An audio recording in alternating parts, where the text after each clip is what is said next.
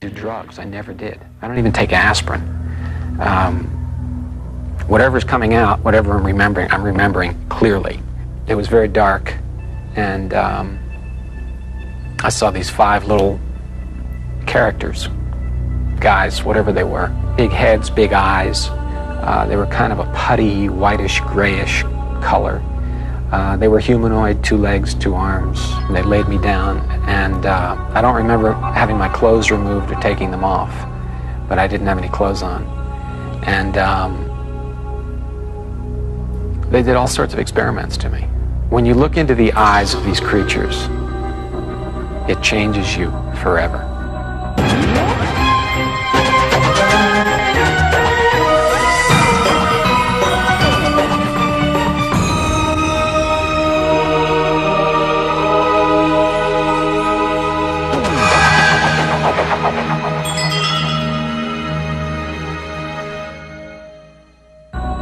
The people you are watching come from various countries around the world.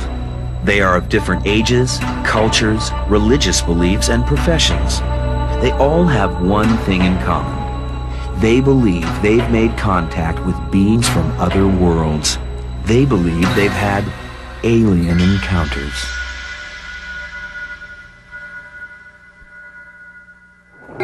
No planet in our solar system besides Earth has the temperature, the atmosphere, or the water to support life. But could a distant star have planets like our own? At this time, we have evidence for life in one place in the universe and one place only, planet Earth. Despite centuries of interest on the part of scientists in the possibility of life elsewhere, we still have no confirming evidence that life exists anywhere else but here. From the dawn of history, mankind has told stories of intelligent, non-human creatures with great powers. Creatures not of this earth. Historians have evidence through writings of Aristotle that the possibility of alien beings was discussed as early as the 5th century BC, making the topic about 2,500 years old. The consideration of alien life took a giant step forward in the 16th century when the world absorbed the discovery by the astronomer Copernicus that the Earth was not the center of the universe. If Earth was just another planet, perhaps other planets were just like Earth. Inspired by this breakthrough in astronomy, British scientist John Wilkins wrote The Discovery of a World in the Moon in 1638. In it, he described an imaginary trip to the moon, which included meeting human-like moon inhabitants. Here in America, 19th century astronomer Percival Lowell insisted that he saw man-made canals on Mars, evidence, he claimed, of intelligent life.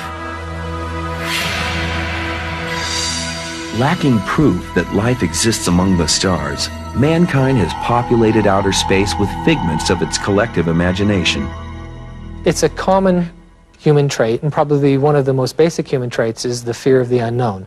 So that when we encounter unknown space, whether it be oceans or outer space or deepest, darkest forests, we tend to inhabit those, at least in our mind, with, let's say, monsters or serpents or aliens or these supernatural beings who threaten us. In a sense, it reflects our own fear of these spaces. The first American report of alien contact is believed to be the account of Colonel H.G. Shaw, detailed in an 1896 edition of the Stockton Evening Mail in California. Colonel Shaw claimed that he and a friend encountered 3 strange beings in the town of Lodi. They were about 7 feet tall, thin and hairless, but they looked like humans. Because they were extremely lightweight and weak, they failed in their attempt to pick up the 2 men and drag them into their airship. The story ends with Colonel Shaw's quote, "There is no doubt in my mind that these creatures came from Mars and wanted to procure an inhabitant of Earth." Just 1 year later, Congressman-turned-farmer Alexander Hamilton claimed that aliens visited his farm in Leroy, Kansas. One April night in 1897, Hamilton was awakened by a disturbance among his cattle. He quickly dressed and called his son and his hired man to meet him outside. There he was astonished to see an airship over 100 feet long, hovering 30 feet above the ground. It was brightly lit from within, and everything was plainly visible. It was occupied by 6 of the strangest beings I ever saw. They were jabbering together, but we couldn't understand a word they said. Some noise attracted their attention, and they turned a light directly on us. The ship began to buzz, then rise and fly off, dragging a heifer on a cable up with it.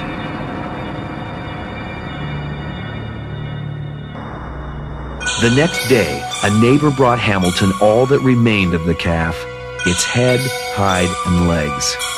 Hamilton wrote an affidavit of his experience, which was signed by his son, the hired man, and 11 citizens who swore by his good name.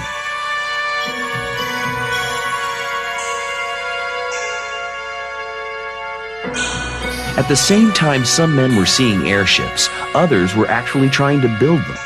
Still others were writing fantastic tales of future flight. Jules Verne and H.G. Wells published stories about Martian invasions and undersea adventure, giving birth to a genre later known as science fiction. A good number of the people who believe that they have been abducted have been influenced in some manner by science fiction. I think science fiction gives them the images to work with. I think that they believe sincerely that they have been abducted. But I don't understand why an alien, again, why would an alien come all this distance? Encouraged by breakthroughs in science and flight, scientist Hugo Gernsback started the Amazing Stories series of books in the 1920s to spark youth interest in science. He wrote of trips to distant planets, human space heroes, and evil alien beings.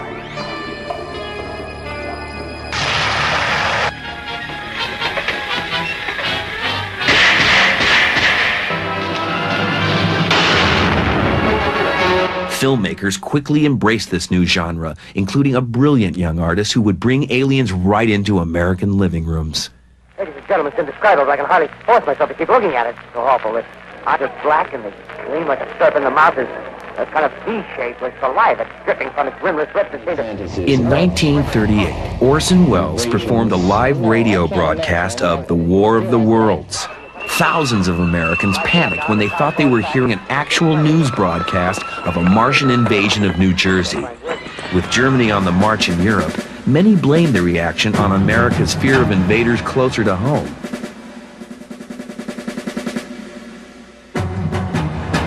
In the years after the War of the Worlds broadcast, some people claimed to have actually seen spaceships and met their inhabitants.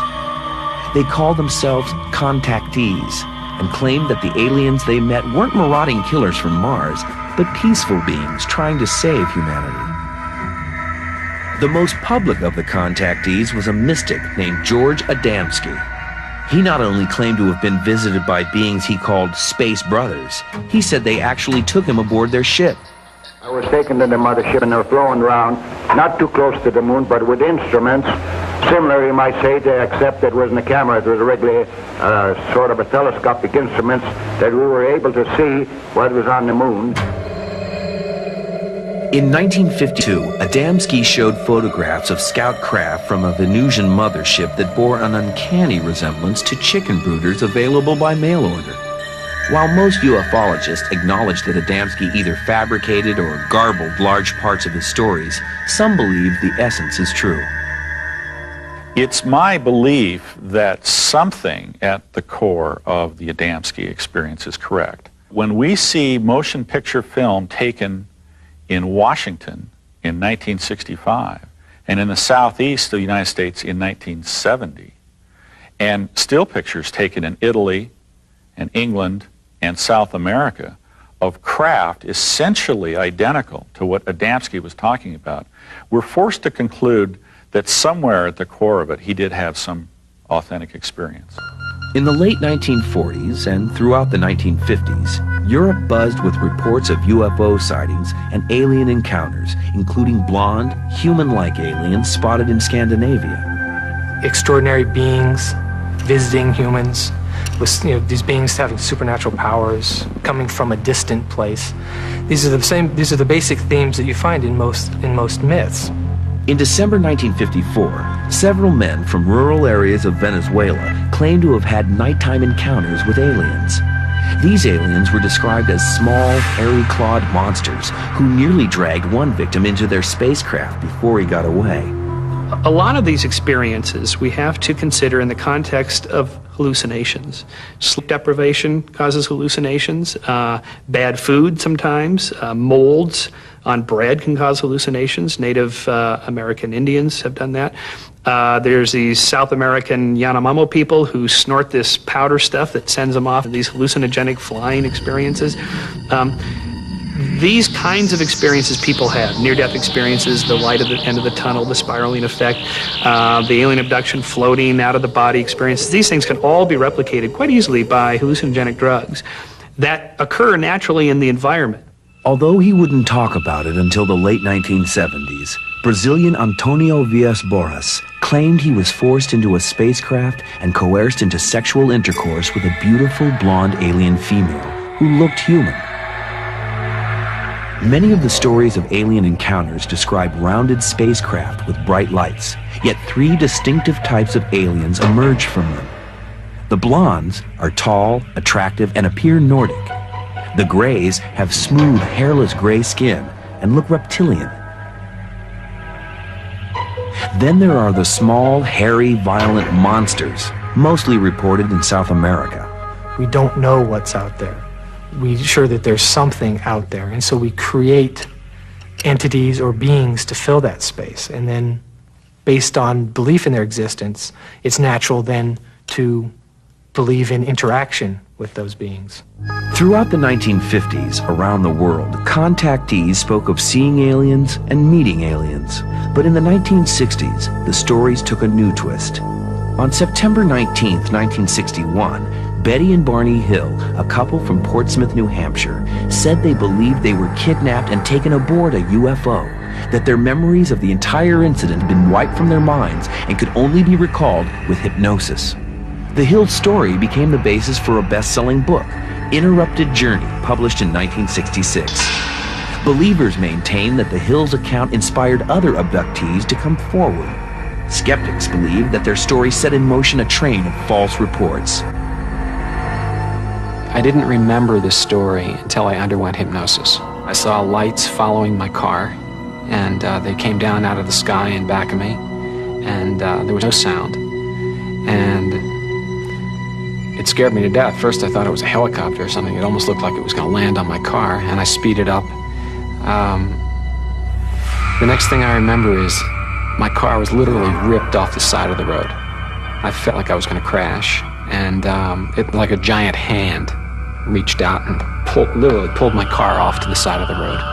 Dr. William Cohn is a psychologist and critic of the use of hypnotism to recover memories. We've known for at least 200 years now that hypnosis is a lousy tool to recover memory. The people that are doing the research believe otherwise. They think that hypnosis is an accurate tool that you can put somebody into a trance, dig into their unconscious, and recover memories accurately. Hundreds and hundreds and hundreds of research studies say otherwise. So that basically you have people that not understanding the tool they're using, misusing it, and perpetrating a myth on the people that they're working with. It seemed really obvious while I was on the table that they were really interested in my nervous system and the mechanics of my body, how I actually worked. I was lying on my stomach, and I could literally feel a flap, like an incision being made, and my back being opened up. I could feel the picking. I don't know whether they were using some sort of a pick or a finger, but I could hear kind of a hard, almost like tapping on wood sort of feeling, and I could feel vibration in my body. There was no pain. It was very obvious that they were poking at my spinal column. I think they were interested in how I worked, just mechanically. But some abductees don't need hypnotism to remember their alien encounter. Colette Peters' memories of her abduction experience began when she was very young. When I was approximately 5 years old, kindergarten age, I had a very unusual experience where I was in my bedroom in the evening after my parents had tucked me into bed, and I had three unusual beings that were about 3 feet tall approached the side of my bed, and the next thing I knew is that I was being raised up out of my bed through a beam of light, going through a closed window over the trees in my backyard. And I thought it was a really neat experience because I had the sensation of flying, and I was grabbing the leaves and twigs off the tree on my way up at this beam of light. I found myself standing in a circular room on board a craft that was above me in the sky, and I was holding my father's hand, and there were these taller beings that had sort of gray, chalky white skin. They were about 5 feet tall with large slanted black eyes. And I observed my mother on a table where 2 beings were overlooking her. Colette Peters' tale of her childhood abduction mirrors the vivid experience of many others. In 1983, to verify these stories, ufologists led by Budd Hopkins hired a psychologist to conduct 3 standard personality and psychology tests on 9 of the most credible abductees. Dr. Elizabeth Slater was not told until after making her conclusions about the patient's claims of alien abduction. Her findings included a slightly higher incidence of child sexual abuse. Further, the group shared underlying emotional factors, including a degree of identity disturbance, some deficits in interpersonal sphere, and generally mild paranoid phenomena. This study only provided another battleground for skeptics and believers. Skeptics felt this proved that abductees are disturbed individuals who channel their trauma into imagined abductions. Believers concluded that abductees would naturally be more disturbed than the average person. Something happened to me. Psychiatrists know that for a fact. They're more sure of it than I am. What is it that happened to me that was so extraordinary? Just because I can't prove something happened to me, you can't prove that it didn't. I don't have the answer. I'm more frustrated about it than those people are, whoever those people are. It happened to me. It's not fun. This isn't something I asked for. Abductions reported to psychologists, journalists, and hypnotists have become so prevalent that some of the more prominent professionals that deal with the phenomena organized the Abduction Study Conference held at MIT in 1992. One of the organizers was Harvard University psychiatrist Dr. John Mack, who was introduced to alien abduction phenomena in 1990. John has said on many occasions that when people come into his office, they're completely unpredisposed to believe anything. Well, everyone coming into his office is there because they think they were abducted. The minute they go into his office, they're predisposed. The man is the world's most prominent abduction researcher. Why are they there? As convincing as the claims made after hypnosis may seem, even if they are false memories, what is the explanation for those memories that are not the result of any hypnotic recovery method? Are they dreams or a real experience? A tall being, which I'll refer to as the scientist, brought me into a room and showed me rows and rows of these little babies, hybrid babies. They were in very small containers, similar to shoe boxes, and each one, I could tell, looked similar to these beings and also half human. In my own opinion, I don't know why they're doing this. I would think that there are many different sorts of beings out there and they all have their own agendas. Current abductee reports usually do not involve a simple kidnapping. Dozens report feeling small nodules beneath their skin, implanted tracking devices. Richard Price, who claimed that he was abducted several times since childhood, claims he discovered such a device implanted in his body. He brought it to Dr. David Pritchard, an MIT physicist and co-organizer of the MIT conference. In 1992, after lengthy, costly testing of the object, Dr. Pritchard concluded that the object was of terrestrial origin. No object has yet been taken from a human that has been certified non-terrestrial. The aliens are very inconsiderate in their abductions because they traumatize human beings, they hurt human beings, they do horrible things to human beings. How inconsiderate of them.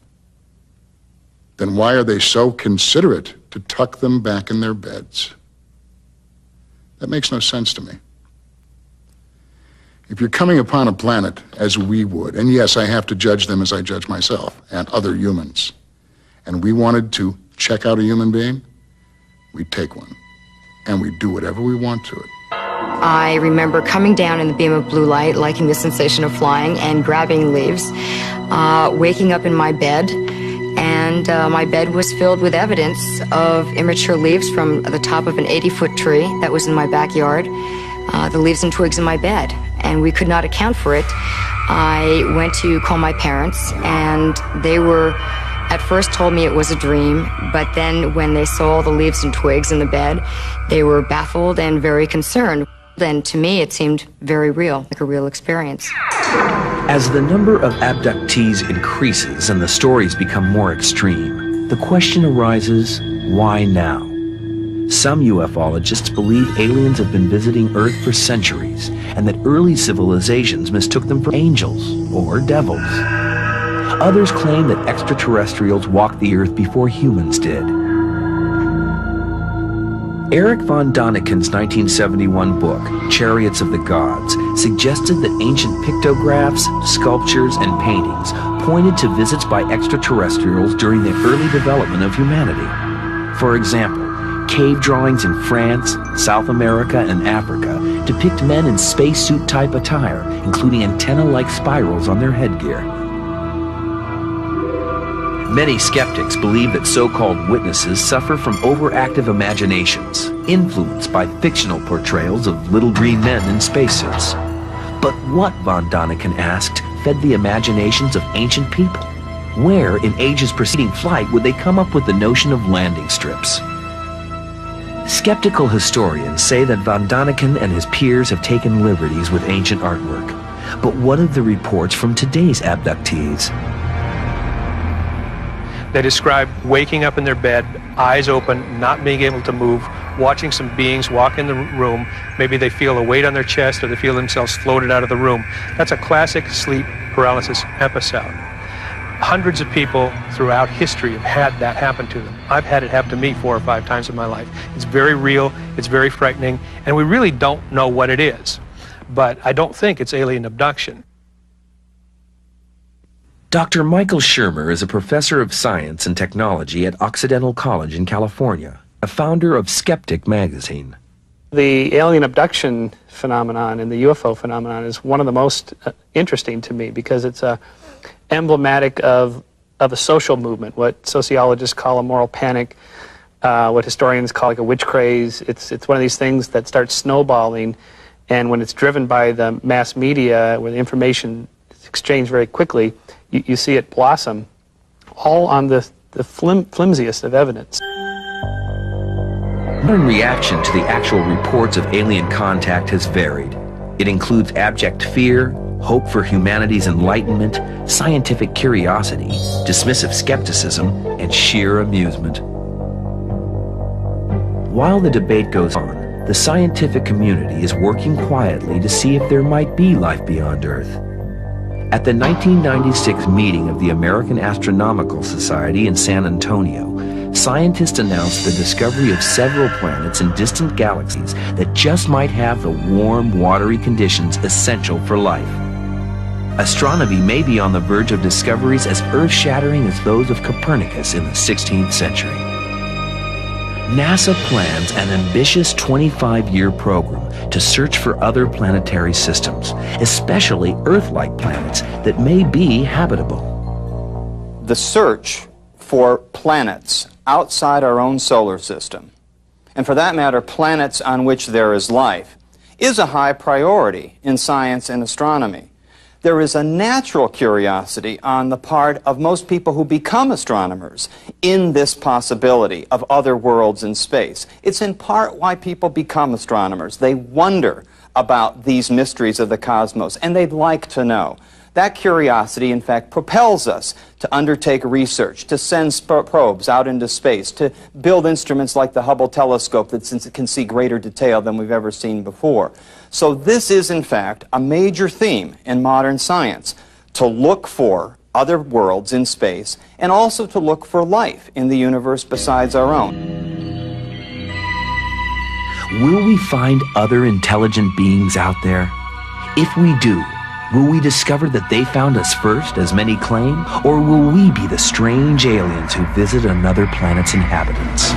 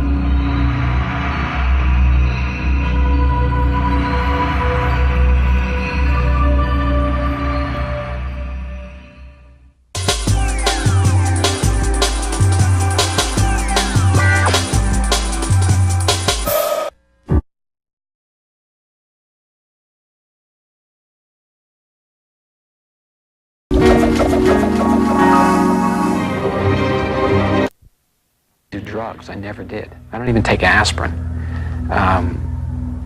Whatever's coming out, whatever I'm remembering clearly. It was very dark, and I saw these 5 little characters, guys, whatever they were. Big heads, big eyes. They were kind of a putty, whitish, grayish color. They were humanoid, 2 legs, 2 arms. And they laid me down, and I don't remember having my clothes removed or taking them off, but I didn't have any clothes on. And they did all sorts of experiments to me. When the moon in 1638. In it, he described an imaginary trip to the moon, which included meeting human-like moon inhabitants. Here in America, 19th century astronomer Percival Lowell insisted that he saw man-made canals on Mars, evidence, he claimed, of intelligent life.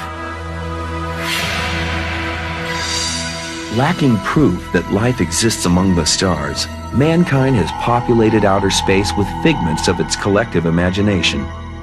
It's a common human trait, and probably one of the most basic human traits is the fear of the unknown. So that when we encounter unknown space, whether it be oceans or outer space. You look into the eyes of these creatures, it changes you forever.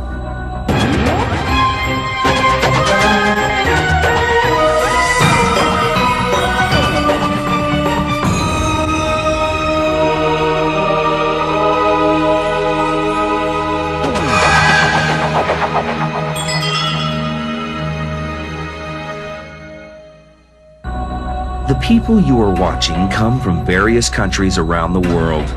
They are of different ages, cultures, religious beliefs, and professions.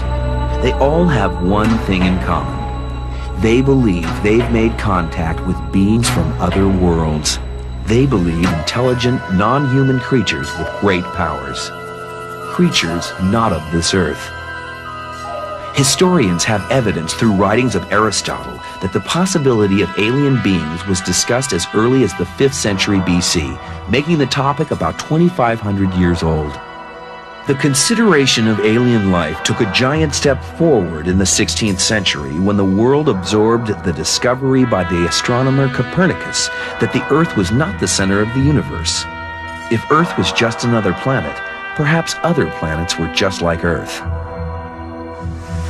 Inspired by this breakthrough in astronomy, British scientist John Wilkins wrote, "The discovery of a world and they've had alien encounters."